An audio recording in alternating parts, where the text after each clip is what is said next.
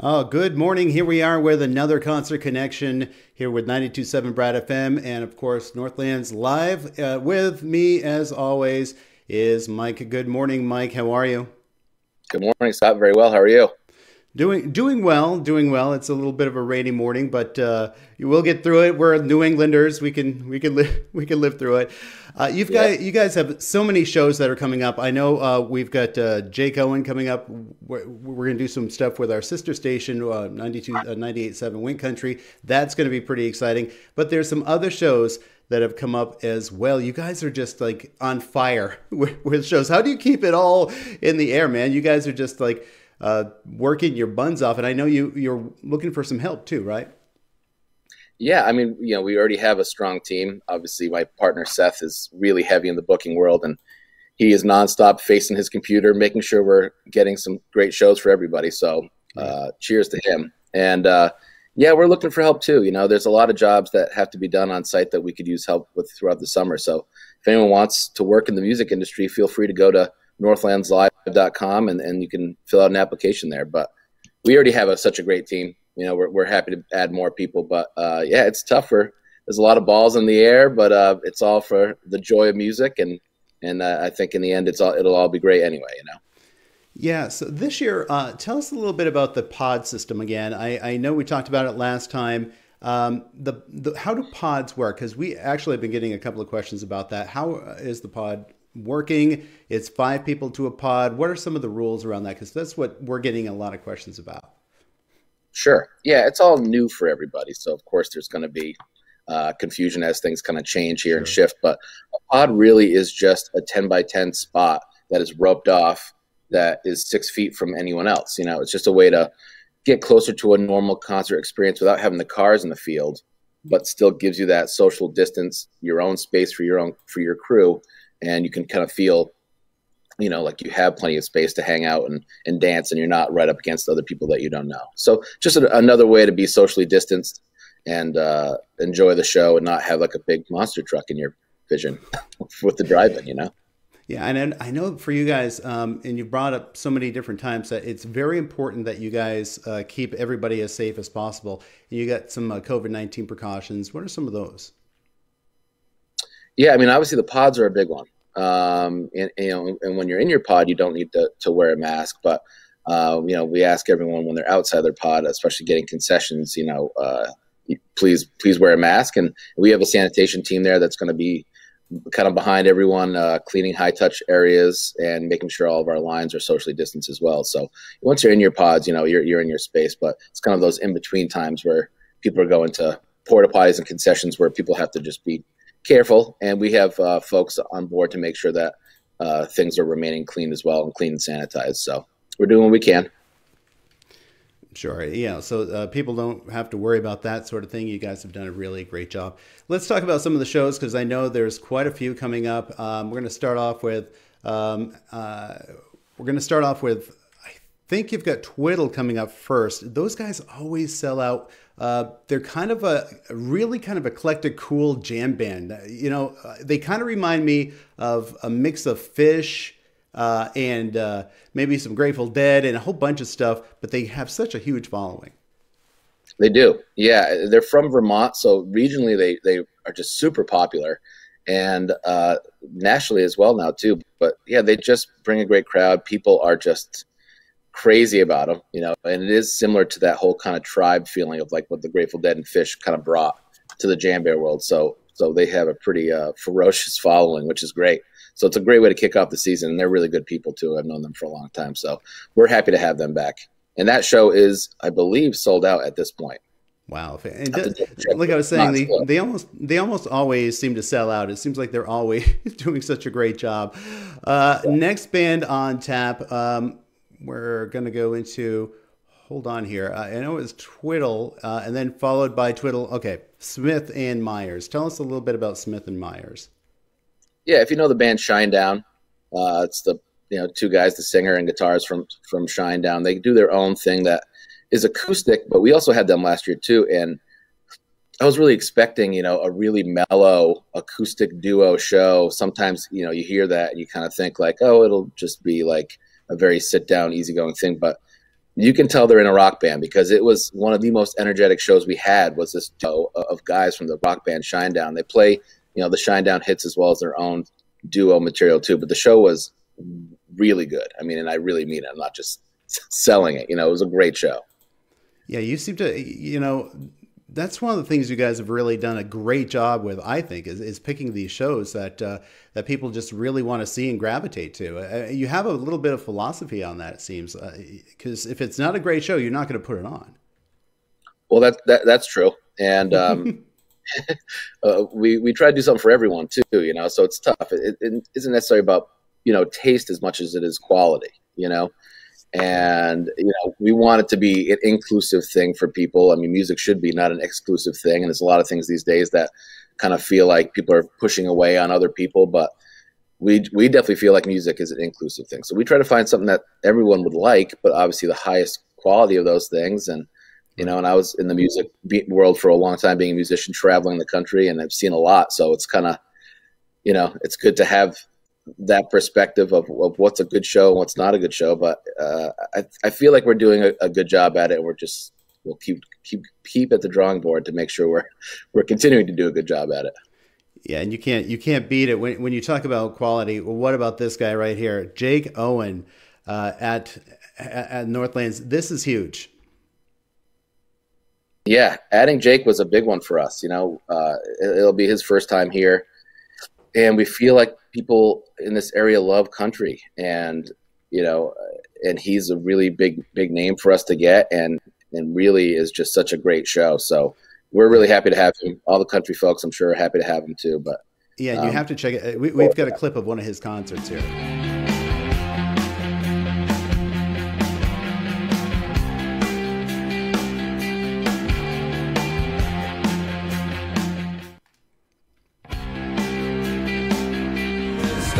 Sidewalk with my name, or a statue in my hometown when I'm gone. Nobody gonna name their babies after me. It might not go down in history, but I'll go down to the honky tonk. So, and when you follow that up with a band that I remember playing quite a bit in the 90s. And when I saw these guys were coming, I couldn't believe it, because I haven't played these guys in so long, but it was a big staple in 90s alternative rock, and I used to be at an alternative rock station. And when you talk about Dinosaur Jr., these guys, they're kind of hard to explain. How would you explain them?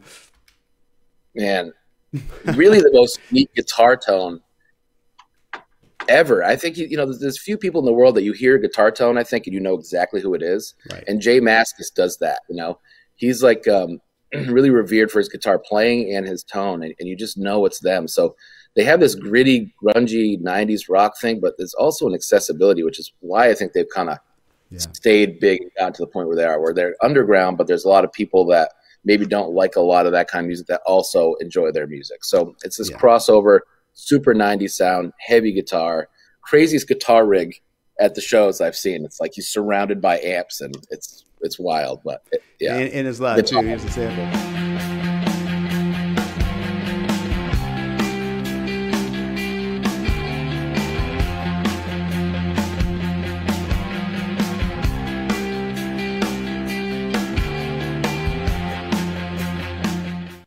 And the lineup just keeps getting better and better every time. And I'm kind of clicking around here.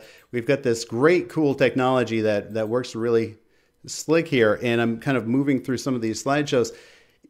Explain the transition with Aaron Lewis. Now, Aaron, of course, we know from the rock world, but now more country, right?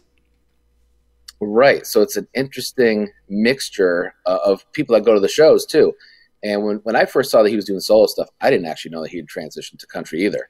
And I started listening to his solo music and never thought of it before, but realized his voice really works well in that country setting, that country sound. So it's a great show. I think country people and 90s rock people the same will like it.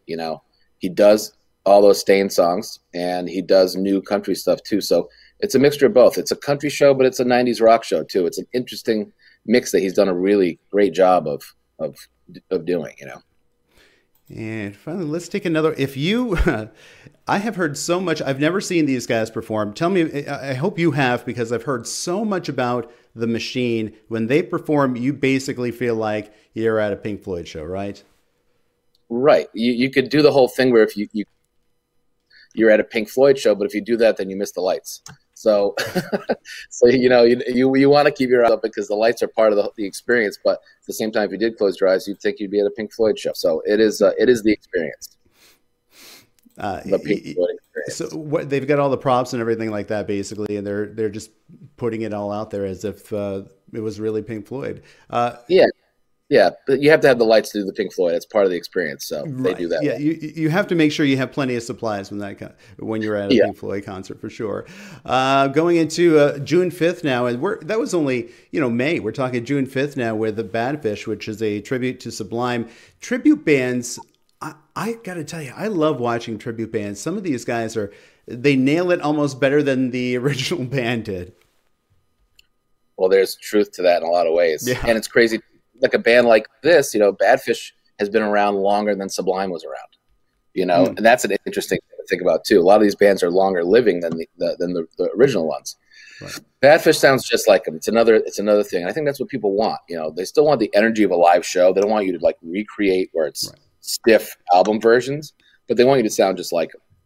So it's that balance. Have you noticed there's been an uptick in tribute bands? It seems lately certainly the production values are much better with tribute bands these days. I can remember 20 years ago, a tribute band was kind of cheesy, but these guys in most of the tribute bands now, these are high quality productions. They really are. They have blown up. I don't know if it's the last 5 years or definitely within the last 8 years. So tribute bands have become pretty sought after, high end, big shows. It isn't just like a bar thing anymore. People want this recreation of a band that they can't see anymore, and it kind of brings you there. It's the closest thing you could get to being at that band's concert that you no longer can be at, Sure. So they have blown up, and they all do a great job. Yeah, and especially now, do you think it's part of the reason why maybe they're blowing up a little bit has it been difficult with some artists with COVID still kind of a little bit shy about starting up concert touring again? It looks like they're starting to now, but there's not a lot going on this year for concerts. Yeah, that's tough. People are starting to open up, but there is still some apprehension for people want to be on the road. And then people have these tours that were canceled from 2 years ago or a year and a half ago, and they're waiting to see how those are going to play out. So, they don't want to start booking these shows yet until they know how those are going to play out. So there's all these balls up in the air that need to be figured out. And some people are willing to just go out and do a little run here and there and play a show, but a lot of people are just waiting to see what happens. Yeah, we're all excited. That's for sure. I know that that's all we've been talking about is getting in these pods and having a good time. Let's talk about one last band that's coming up, and this is a really cool. If you love classic rock, if you love that Southern country sound, if you love the Allman Brothers, you're gonna love the Allman Betts Band.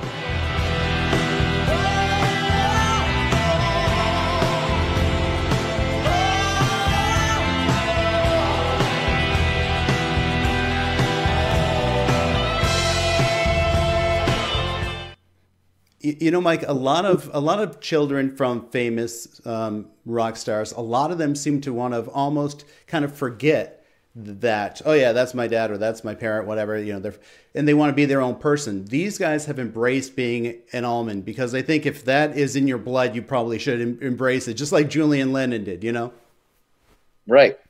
Yeah, it's a tough shoes to fill, when your parent is that famous, you have that kind of last name. I mean, you just say the last name Allman, everyone knows it's Allman Brothers Band. So It's tough shoes to fill, but I think they've done a great job, and they've played to it instead of playing against it.